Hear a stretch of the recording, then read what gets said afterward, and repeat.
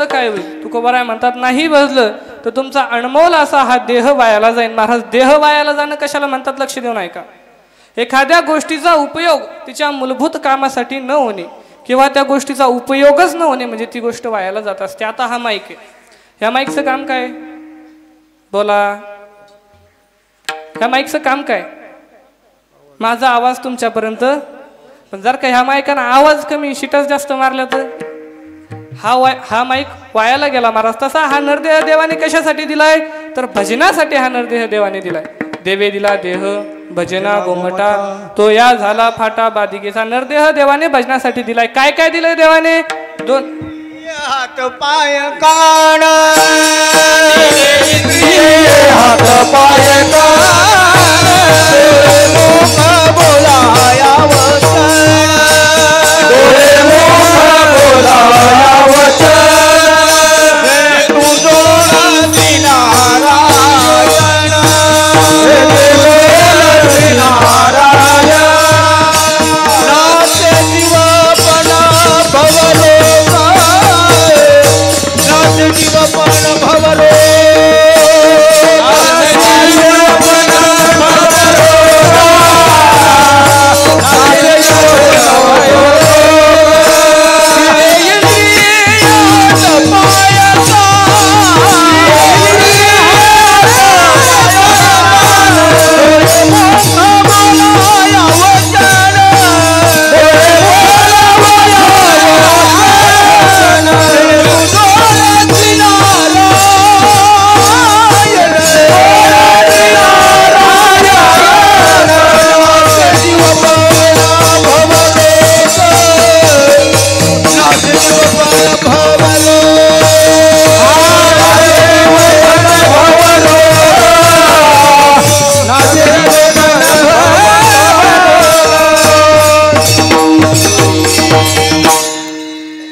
इंद्रिय हातपाय कान डोळे मुख बोलाया वचन जेने तू जोडशील नारायण. महाराज देवाने हा नरदेह देव जोडण्यासाठी दिलाय. देवाने हा नरदेह भजनासाठी दिलाय. मग जर का या नरदेहात येऊन भजन होत नसेल तर हा नरदेह वाया गेल्यासारखा आहे. देवाने दोन हात दिलेत कशासाठी? करी टाळी बोलामुखी. देवाने हात कशासाठी दिलेत? टाळी वाजवण्यासाठी. पण जर का या हाताने टाळी वाजत नसेल तर हे हात असून वाया गेल्यासारखे. देवाने मुख दिलंय कशासाठी? नामस्मरण करण्यासाठी. पण जर काही ह्या मुखातून नाम घडत नसेल तर नाथ महाराज म्हणतात नामहीन मुख सर्पाचे ते बीड, जिव्हानो हे काळ सर्प आहे, जिव्हानो हे काळ सर्प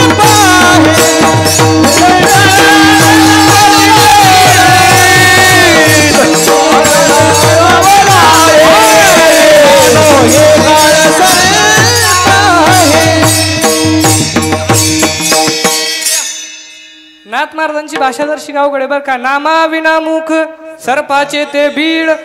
नाथ महाराज म्हटले ज्या मुखात नाम नाही ते सापाच्या बिळासारखं आहे. मग हे मुख देवाने कशासाठी दिलंय? नामस्मरण करण्यासाठी दिलंय. मग ह्या मुखातून जर का नामस्मरण घडत नसेल तर हे मुख असून वाया गेल्यासारखं आहे महाराज. देवाने हा नरदेह तुम्ही खूप दानी लोक बघितले असतील महाराज. खूप दानी लोक तुम्ही या जगात बघितले असतील. काही लोक अन्नदान करत असतील, काही लोक अन्नदान करत असतील, काही लोक वस्त्रदान करत असतील, काही लोक रक्तदान करत असतील. एखादा जास्त श्रीमंत असला तर तो स्वर्णदान करेल, त्याच्यापेक्षा जास्त श्रीमंत असला तर भूदान करेल. पण माझ्या पंढरीच्या मालकाने तुम्हाला आणि मला हा देह दान दिलाय. जेने हा देह दिला दान तयाचे करीन चिंतन. देवाने हा नरदेह आपल्याला दान दिलाय महाराज. कशासाठी? किती अनमोल आहे हा नरदेह. या नरदेहाची कामना स्वर्गाचे देव सुद्धा करतात का? कारण याच देहात देवाचं भजन घडतं. हो याची देही घडे घडे घडे देवाचे भजन, याची देही घडे घडे घडे देवाचे भजन, देही घडे देवाचे भजन, देही घडे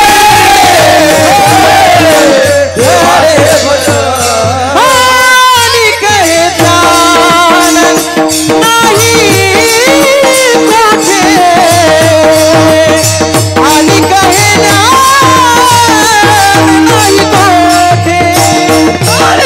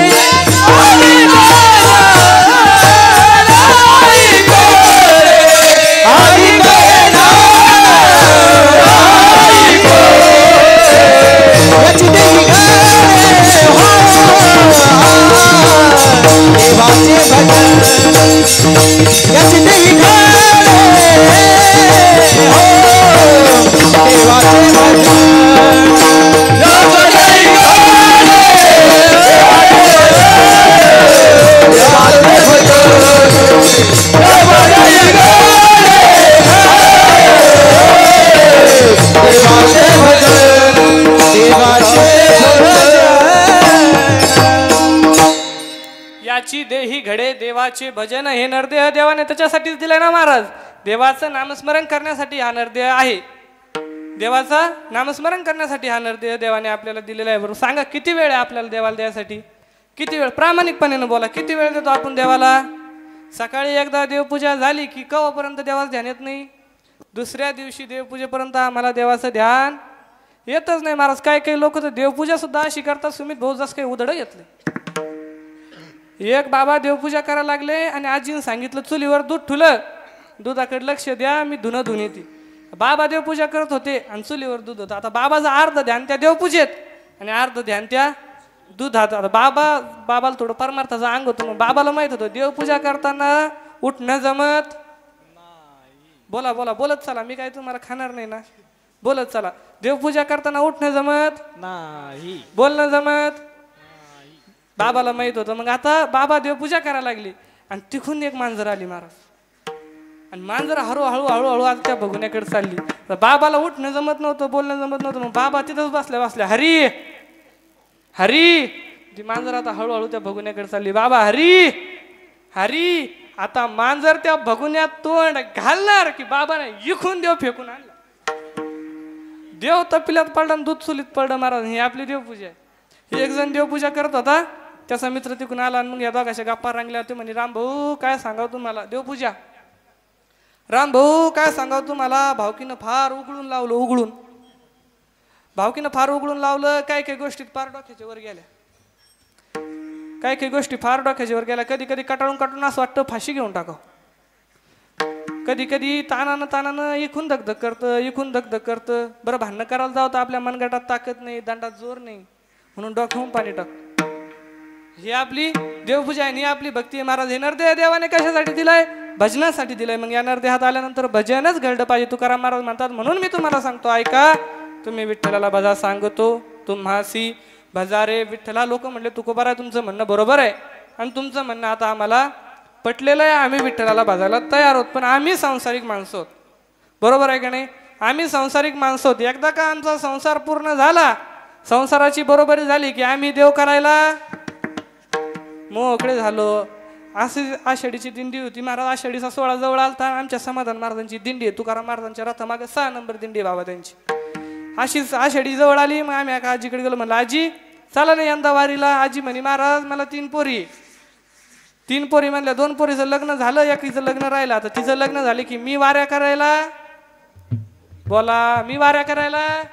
म्हणलं आजी तुम्ही काय याच्या मोकळ्या होता. 3ऱ्या पोरीचं लग्न झालं ना झालं तर पहिली पोरगी बाळातपण आली. पहिली बाळातपणाहून जाती ना जाती दुसरी ऑपरेशनला येते. दुसरी ऑपरेशन होऊन जाती ना जाती तिसरी फाडकती घेऊन मोकळ होती. महाराज संसारातून माणूस मोकळ होऊ शकत नाही. तुम्ही सर्व आता बसलेले सुज्ञ श्रोते आहात. मला सांगा मंदिराचं काम पूर्ण झालं असं आपण कधी म्हणू शकतो? मंदिराचा कळस बसल्या, मंदिराला कळस बसला की मंदिराचं काम पूर्ण झालं असं आपण म्हणू शकतो. बंगल्याचं काम कधी पूर्ण होतं? महाराज 3-3, 4-4 मजले काढले तरी वर कसं सोडतात लोक. ही संसारात माणसाची आशा आहे. संसार कधीच पूर्ण होत नाही. एका वाक्यात सांगेल, जो कधीच पूर्ण होत नाही त्याचं नाव संसार आहे. जो किती जरी केला तरी कधीच पूर्ण होत नाही त्याचं नाव संसार आहे. आणि जो थोडा जरी केला तरी परमात्माची प्राप्ती करून देतो त्याचं नाव परमार्थ. संसार रावणासारख्या कोण संसार पूर्ण नाही झाला. तुम्ही आम्ही काय रावणासारखा विद्वान नव्हता महाराज. आपण जरी रावणाला हे मानत असू, रावण पंडित होता, राक्षस कुळाचा होता, पण रावणाचे वडील पंडित होते, ब्राह्मण होते. ब्राह्मण कुळातला रावण होता.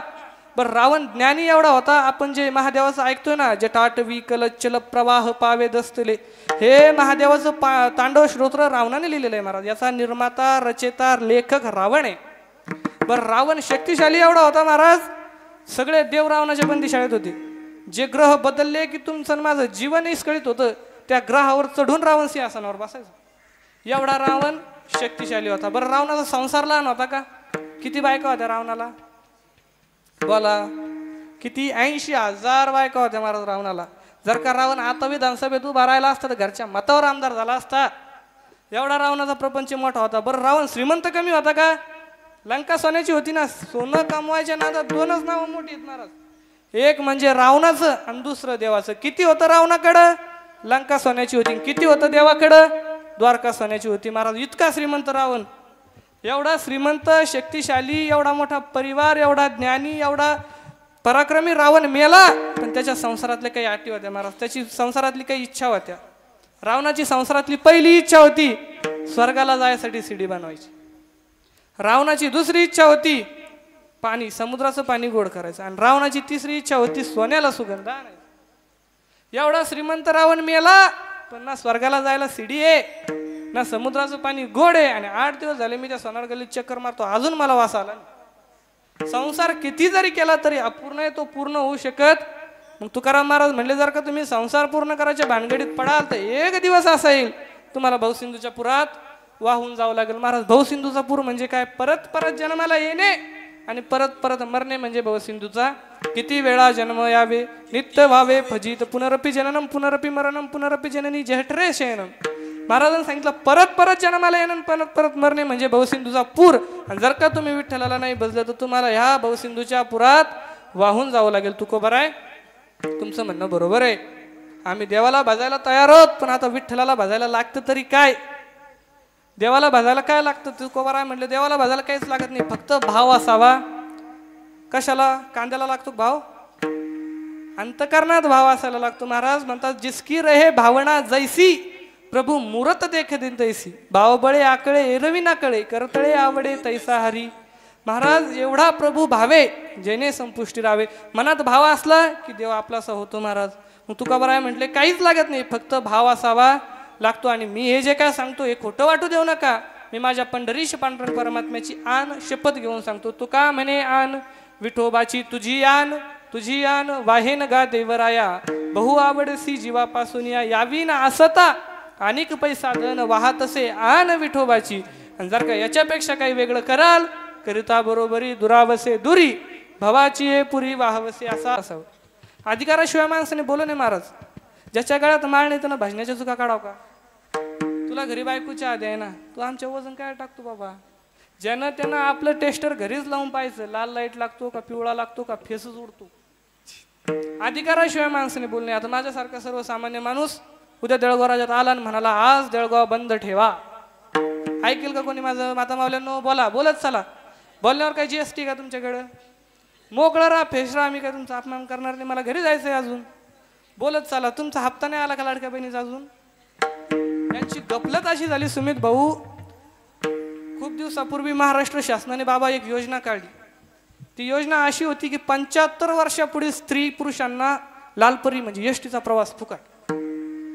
75 वर्षापुढील महिलांना आणि पुरुषांना लालपरीचा प्रवास फुकट. आणि त्या एका महिन्यात बाया 10-10 वर्ष मोठ्या झाल्या बाबा. 10-10 वर्ष. नवरा म्हणे तू मोठी कधी झाली? ती म्हणे योजना आली आणि मी मोठी झाली. सरळ सरळ म्हणजे याने आधार कार्डावर 10-10 वर्ष वय वाढून घेतलं. बरं, आधार कार्डावर वय वाढून घ्याल तुम्ही, तोंडाचं काय? मग त्या कंडक्टरनं आधार कार्ड असं हातात घेतलं की त्यानं आधार कार्डाकडे पाहावं, या बाईच्या तोंडाकडे पाहावं, आधार कार्डाकडे पाहावं, बाईच्या तोंडाकडे पाहावं. ती बाई मग आता हिचं पितळ उघडं पडणे म्हणून ती त्याच्या वजन टाकते. तोंडाकडे काय बघतो? कार्डात पाय. अधिकारी येडाय का टाकायला? म्हणजे त्या एका महिन्यात बाया 10-10 वर्ष मोठ्या झाल्या. आणि नंतर त्याच्या एका महिन्यानंतर डबल एक योजना आली. ती योजना म्हणजे लाडकी बहीण. आणि त्या योजनेत वयोमर्यादा 75ची काढली आणि 65 वर केली. ज्या बायानं वय वाढून घेतलं तिथं तोंडच आणून घ्यायला केले कर्मतेची भोगा आले उपजले मेले ऐसे की ती. आणि जिचा हप्ता जमा झाला तिच्या गगनात आनंद मावेना. तुमचं असं काही नाही ना, मोकळ्यापणानं बोलत झाला. तुकाराम महाराज म्हटले अधिकाराशिवाय माणसाने बोलू नये. आता माझ्यासारखा सर्वसामान्य उद्या देळगावात येऊन मला देळगाव बंद ठेवा, ऐकेल तर लोक मग आपलं ऐकतील का? ऐकणार नाही. तर ऐकायचा संबंधही नाही. महाराज, मी कोण देळगाव बंद ठेवा म्हणणारा? ऐकणार नाही. पण जर का उद्या महाराष्ट्राचा मुख्यमंत्री मुंबईत येऊन म्हणाला की उद्या महाराष्ट्र बंद ठेवा, कोणाची हिंमत एक चालू ठेवायची का? कारण मुख्यमंत्री हा महाराष्ट्राचा राजा आहे. आणि महाराष्ट्राच्या राजाला, महाराष्ट्राच्या प्रजेला सांगण्याचं काय आहे? बोला, आवाज आहे ना का तुम्हाला माझा? महाराष्ट्राच्या राजाला, महाराष्ट्राच्या प्रजेला सांगण्याचा काय आहे? अधिकार आहे. महाराज, पंतप्रधान हा देशाचा राजा आहे. कोरोनाच्या वेळेस पंतप्रधान दिल्लीत येऊन म्हणाले 2 गज दुरी मास्क है जरुरी भाई और बहनों. त्यांनी दिल्लीत सांगितले, आपण गल्लीत मास्क लावले का? कारण पंतप्रधान देशाचा राजा आहे आणि देशाच्या राजाला, देशाच्या प्रजेला सांगण्याचं काय महाराज? अधिकार आहे ना. आता बाप पोटाला म्हणतो बाळ्या ही धर बिडी आणि बिडी पेटून आण. महाराज पोरग जातं चुलीवर बिडी धरतं, बापापर्यंत येऊस तर बिडी विजून जाते. बाप म्हणतो बुरखा नालाय का, तुला जीवनात साधी बिडी पेटून आणता आली ना, तू काय करणार आहे. बाळा म्हणला मला चॅलेंज. आणि आजकालचे बाळे इतके खतरनाक आहेत महाराज, बाळाचा नांदच नाही करायचा.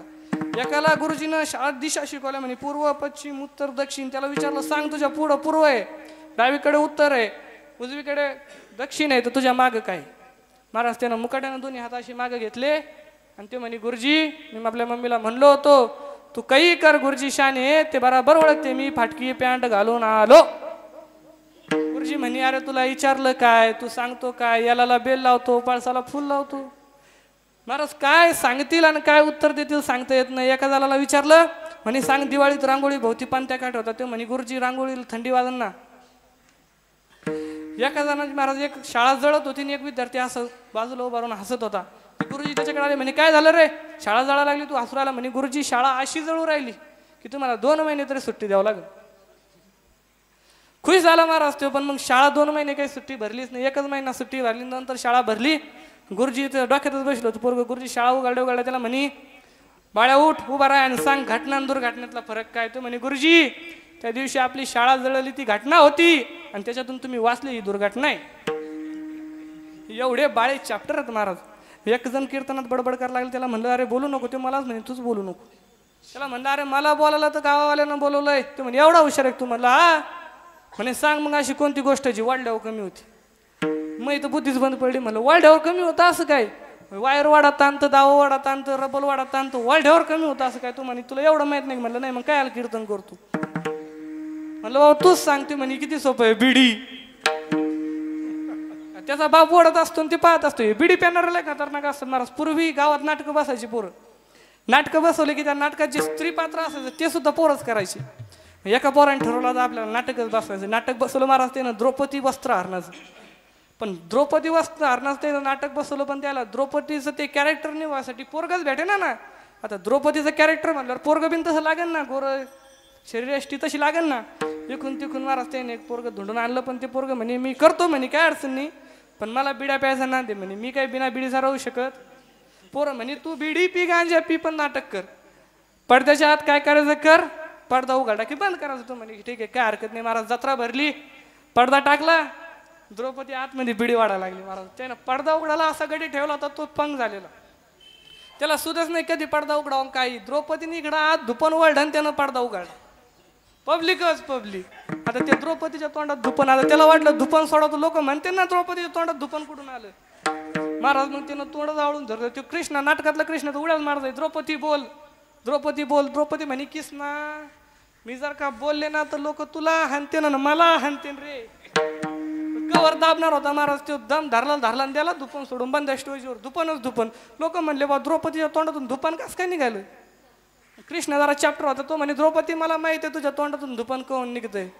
तुझा जन्म यज्ञातून झालाय म्हणून तुझ्या तोंडातून धुपन निघतं. लोक म्हणले वा वा वा वा कृष्णाचं बरोबर आहे. लोकांना काय कळत आहे. कृष्णाला पण याच्यामुळं माहित होतं महाराज कृष्णा बिन 8 टल बिडा वाढणार होता नाटकातला. खरा नाही नाटकातला. एवढे बिड्या प्यानारे खतरनाक असतात महाराज.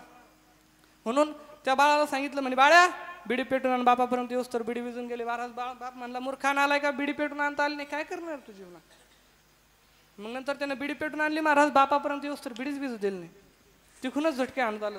बापापर्यंत येऊस तर ती बिडी अर्धी झाली. महाराज मग बापा आता बिडी वाढता वाढता मुलाला उपदेश करायला लागला. म्हणे बाळ्या बिडी पिऊ नये म्हणे. बाळा बिडी पिणं वाईट गोष्ट आहे. बाळ्या जरा हुशार होता. बाळ्या म्हणे पप्पा तुमची बिडी मागच्या द्वाराला येऊन टेकली तरी तुम्ही फेकून द्याय ना, आणि मला म्हणता बिडी पिऊ नको. ऐकेल का महाराज बाळ्या. नाही ना महाराज. का बापाला सांगायचा अधिकार नाही. मग तुकोबा आहे तुम्ही सांगतो म्हणताय, सांगायचा अधिकार आहे का. महाराज म्हणले तुकोबा आहे अधिकार आहे का तुम्हाला सांगायचा. आहे ना महाराज अधिकार आहे. तुकाराम महाराजाचा अधिकार किती मोठा आहे सांगू तुम्हाला. वेदाचा तो अर्थ आम्हासी ज ठाव हे राणी वाहावा फार माथा किंवा तुकिता तुलनेसी ब्रह्म तुकासी आले म्हणून रामेश्वरी चरणी मस्तक ठेविले. हा महाराजांचा अधिकार आहे. महाराज तुकाराम तुकाराम तुकाराम तुकाराम तुकाराम तुकाराम तुकाराम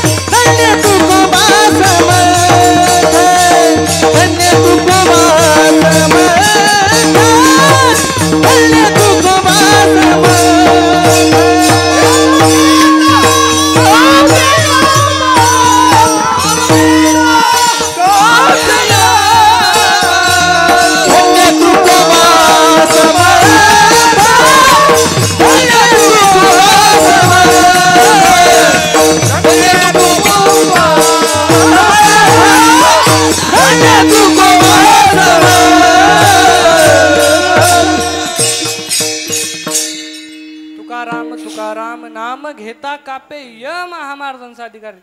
तुकाराम महाराज म्हणजे साधे संत नाहीत महाराज. तुकाराम महाराज कुणाला म्हणतात? तुकाराम महाराज ऐकाल, आवाज वाढवा. कुणाला म्हणतात तुकाराम महाराज? ऐका, ज्यांनी या परमात्म्याची प्राप्तीसाठी ज्यांनी संसाराच्या नावी शून्य घातलं ते तुकाराम महाराज. तुकाराम महाराज म्हणजे साधी साधी विभूती आहे का? तुकाराम महाराज ज्यांनी काठीने मारलं, ज्या मंबाजी